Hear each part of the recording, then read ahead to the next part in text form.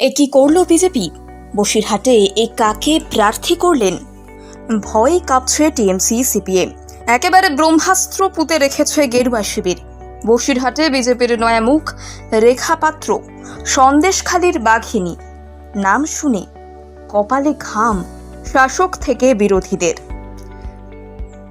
একই দেরিতে প্রার্থী তালিকা প্রকাশ্যে এনেছে বিজেপি। এনেছেন তো দেরিতে, সেই সঙ্গে বেছে বেছে এমন প্রার্থী নির্বাচন করেছেন যা দেখে রীতিমতো ক্ষেপে উঠেছে গোটা বাংলা।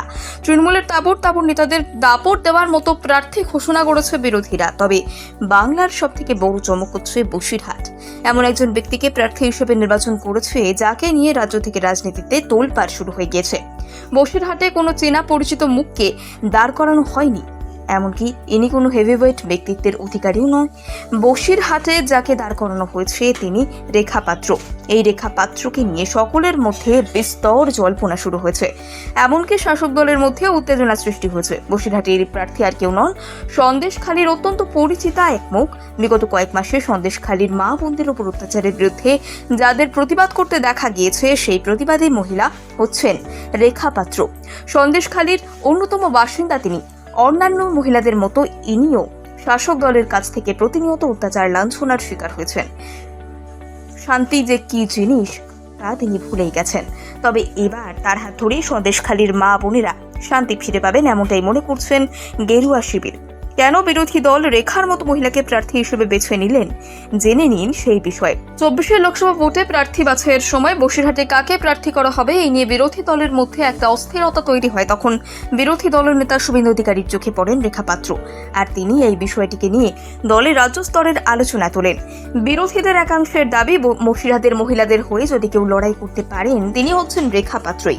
সন্দেশখালী কাণ্ডের সময় তার যে ভূমিকা দেখা গিয়েছে তাতে ওনাকে নিয়ে বেশ আশার উপর ফল দেখতে পাচ্ছেন বিরোধীরা। তো একই জায়গায় শাসক দলের প্রার্থী হয়েছেন মনিরুল ইসলাম।